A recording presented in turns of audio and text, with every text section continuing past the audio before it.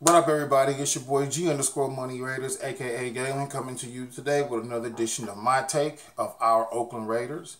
How we did in this game. You know how I always come through, talk to you guys about, my reaction of the game and what took place. I know I'm a little late on this video. There's a lot going on with me, myself, and then what's going on in the news. I'm kind of glad I did this video a little later because a lot of stuff has been going on with the president saying how Marshawn should be suspended because he sat during the kneeling. The situation with Marshawn's mother coming in, and the situation with Jack Del Rio's wife commenting about what the president says. So this video may be a little longer than normal, than I normally do, but I'll try to not make it so long. So right to it. You know how I do it. We talk about offense, defense, and special teams and coaching. So right away, offense didn't look good. Let's just put it that way. Didn't look good, period. I look at it like this. I'm mad and super can't stand Seth Roberts. Why we didn't keep Andre Holmes over Seth Roberts is, I don't know. I just love Andre Holmes more than I love Seth Roberts. So that's my take on that part. I don't like Seth Roberts. I can't stand Seth Roberts. I tweet about this. I always, make my comments about this. We're having too many receivers drop balls. So I'm thinking that that's the whole confidence factor with Carr when Carr is, having his issues this year as far as, when he's throwing, he's not feeling confident that when he throws the ball that these guys are going to catch the ball. I mean, you had DeAndre Washington drop a simple screen pass, and he's trying to run before he actually catches the ball. I mean, these little simpleton mistakes, man. You're a paid player. This is your second year. You should know, catch the ball, then run. I mean, it's plain and simple. Unless the ball is being handed off to you, that's totally different. You have an issue to me, DeAndre, with ball handling skills. You get hit hard and you fumble the ball. And you've done it in a few games.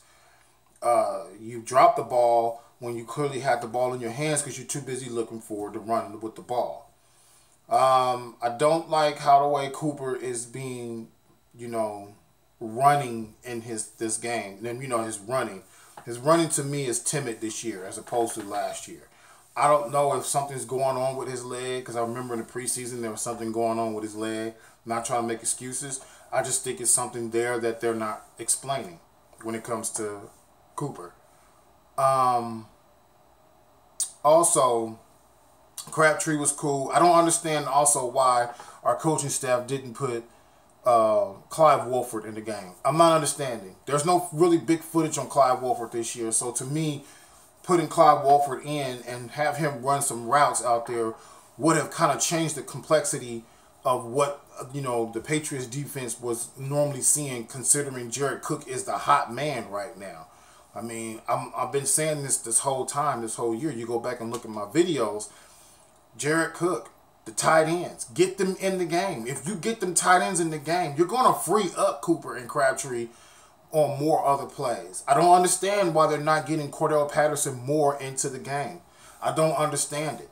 I'm really not understanding. You got all these weapons, and yet it seems as if our coordinator wants to only throw the ball to Crabtree or Cook, and then that's it. I'm not saying that Derek is not getting the ball to other people, but what I'm saying is the focus more on is getting to the sure-handed guys, which is understandable because, like I just said earlier, no confidence. Derek has no confidence in Cooper, and he doesn't have any confidence in Seth Roberts, and he's starting to have no confidence in Washington. You're dropping the ball, so you need to work on your ball-catching skills. Offensive line did okay, except on that 4th and 1 where they handed the ball off to Olawale. I don't understand that. It should have been Marshawn back there running it, because you could have easily to me, because it was set up. They knew that you were going to Olawale, play action from that point, and then got one of the tight ends out in the field, or bootlegged from that point, got somebody out in the open, and probably would have did something which would have kept the drive going. So defensively, we fucking suck. Now I tried to cover for the defense, but man, I'm not covering no more. After watching how the way they were sitting back on the Patriots receivers, and that's something that this defense has been doing all year, is playing zone and sitting back. And it's like, you guys, we're down to McDonald and Sean Smith, as our last cornerbacks. We're down to nothings. That's what we're down to this year. We don't want to. You don't want to go out and go get nobody now because the season is. You over the halfway point. You're not doing anything to show that you can. There's a sense of urgency to go out and get another player to kind of like solidify certain things. David Amerson is hurt. You got you got certain plays in the secondary that's not being done. Reggie Nelson, garbage. I watched 3 plays in that game that were done, 3 big plays. Yes, I understand that Melifonwu was the cover on one of those plays, but if Jack and them are going to call for Melifonwu to be a cornerback to cover a wide receiver, damn it, then you should know you should put some help over the top just in case. Period. I sat up and I watched TJ Carey get burned. Well, not burned because he had his inside position, but then I watched Cook just run right past Reggie Nelson when Reggie Nelson knows he's not that fast anymore. Like I said, people are playing out of position. When you go back and you look at the game like I did, you will see people playing out of position, and Reggie Nelson is the main character who plays out of position. So, my point of the matter of it is if you go be playing out of position, then to me it's time to bench this character, and it's time to put the rookies out there. Because at least if a rookie go make mistakes, a rookie can make a mistake and I can live with it. When a vet makes mistakes, it's hard to live when a vet makes mistakes. If y'all can agree with me, comment down there. Hey, that's just the way I seen it. But literally, we got our butts kicked in this game. Literally. I can't really talk about special teams on this one because Trevecchio didn't kick. Only person who kicked was Marquette King, and he got a 5-yard penalty, which I thought we was going to get the 1 yard, but that didn't happen. So, he kind of average kicked in this game as well. He didn't have the hang time like he normally would in his kicks. I don't know what's going on in that position. So, which leads me to the coaching. This coaching staff has to understand, to me, what it really needs to do. And that is time management. Time management. What I mean by time management, what I'm going by is run the ball. What I mean by that is Marshawn was averaging 6.7 yards on the Patriots. 6.7. Now, when they were down 14-0 and going over the motion, you still had plenty of game. That was just the first half. So coming out in the third quarter, my mindset would have been, we're only down 17-0. Now, I understand that the defense ended up giving up the play that which Cook scored the touchdown on, which irritates the hell out of me. I like I said, I just don't understand because Mac did his job, got his sack, disrupted Brady as best as he could, but don't you guys see that Mac is getting double, triple, quadruple teamed? They literally are letting the tight end hit him, then the running back hit him, and then the offensive lineman can now finally come back and then take care of Mac in the end. Somebody else has got to freaking step up, man. Period. Where's Bruce Irving? Where's Danico Autry? Where's Mario Edwards Jr.? Where's Eddie Vanderdoes? Where are these guys at, man? Where? I don't get it. I understand that this team is hurt this year. I really do. Defensively is what we needed to do on our team to help our team, but we got a lot of defensive players that are hurt this year. And I'm not making excuses for it. But the fact of the matter of it is this year is washed to me. I'm going to finish watching the rest of the season because I'm a Raider fan. And I'm going to go continuously watch the rest of the season. We should be doing better this year, but we're not. So we got the Denver Broncos coming up. Musgrave is going to be doing the offensive coordinating in this game. We're going to see what he's dealing with. And everybody, listen to the Greg Papa show where Bonte and Guru were saying how, Musgrave is coming in. He knows what this defense is all about. Well, the defense knows him too, just as well, what he likes to do. So that kind of plays into the defense to me now. If the defense can't come up and make a make a stop where it needs to be. If they see something that Musgrave did for them last year and you see that coming up, you should know what to look for. Period. Because the quarterback really doesn't know Musgrave's system like that, unless Musgrave is just going to use the same system that's being called right now and he just makes the play calling. I don't see Musgrave coming in and just changing the whole Denver Broncos play calling or system like that. I just don't see it. So that's my take on the team. The team did not look well. We got our ass kicked, plain and simple. I will admit that, and I will take that, and that's the way the cookie crumbles. Now on to this situation with the president and Marshawn Lynch. To me, the president needs to worry about what's going on in this country. Regardless of your political views, whether you like Trump or you don't like Trump, the whole point of the matter of it is you have this president who has a problem with meddling. He is a meddler. He needs to stop meddling.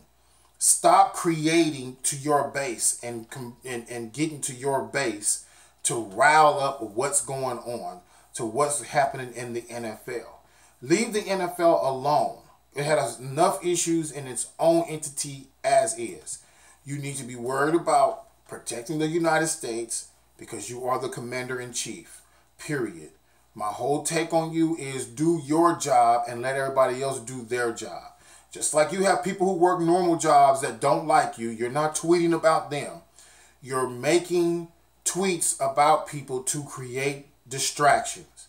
Stop with the distractions. Just do your job. That's what people voted you in for. That's what you like to talk about, how you had the greatest electoral college votes in your history, the way you put it. Okay? So quit worried about what other people are doing. And to everybody who's out there getting upset and mad about Marshawn sitting during the national anthem, look, it's a national anthem. To all you people who want to sit up and say how you feel about the national anthem, that's your prerogative. And you have a right to feel about what you have a right to feel about your prerogative. Just the same way as other people have a right to feel about what they don't like about the national anthem. Okay? So nobody is wrong or right in the way they are feeling. You don't want nobody telling you what to do. You shouldn't be telling somebody else what they need to be doing. This is a football game, people. And just leave it there. Nobody needs to get on Marshawn, call Marshawn a piece of shit, and he's a fuck ass, and all these names that I've been seeing, all these comments about Marshawn over the whole time with this whole kneeling and sitting situation. The whole point of it, the whole deal of the situation is that's his prerogative. Whether you like it or not, that's his prerogative. Okay? And that's just it. Now with Jack Del Rio's wife coming out saying she's upset at the president saying what he's saying, and then she's mad because now she shouldn't have voted for him. Well, lady, you can't take your vote back. Plain and simple. You said you felt how you felt. You felt that this person was going to be the best person to be the president of the United States. And so far, she's not doing a great job so far. I mean, that's just the way I see it. He hasn't done anything to make everybody be held accountable or making everybody be inclusive to everything. Because the way I was raised, everybody is included and everybody is inclusive. Period. Nobody is over nobody because we all born the same, we bleed the same, we shit the same, and we piss the same. So that's my point and take on the matter of that right there. So with that being said, my people, gave you my take on this whole situation, what's going on. What I want to see from the Raiders coming up against the Broncos is hopefully when we get out here in Oakland and they're playing us, and we get this game back from them that we lost 16-10 in the previous game. So keeping my fingers crossed that we can make up that game, win that, and just focus on the division now. So hopefully Kansas City keep losing, and you just some way somehow squeak out and get into the playoffs by winning the division. That's just the way I look at it. Period. So you end up doing that, and you get in. Hopefully, it's 0-0 from that point once you make it to the playoffs. So, that's your boy, G_Money Raiders. Like, subscribe, give me them thumbs up. Give me them thumbs up. I like it. Comment. I always respond back to everybody who comment, whether I like the comments or not. I still will heart your comment, even if it's a negative comment, because you took the time to comment on it. So, I'm not no I don't, you know, whitewash anything. I don't, you know, I'm not afraid to comment about even something that I don't like. So I really appreciate to all my subscribers who do take their time out to come and listen to me. So like I said, sorry about this long video this time, but it was a lot going on, and I wanted to get everything, my take on everything that was going on with our Oakland Raiders. So this your boy, once again, G_Money Raiders, aka Gaming, signing out to you. Peace out, YouTubers. Peace out, Raider Nation.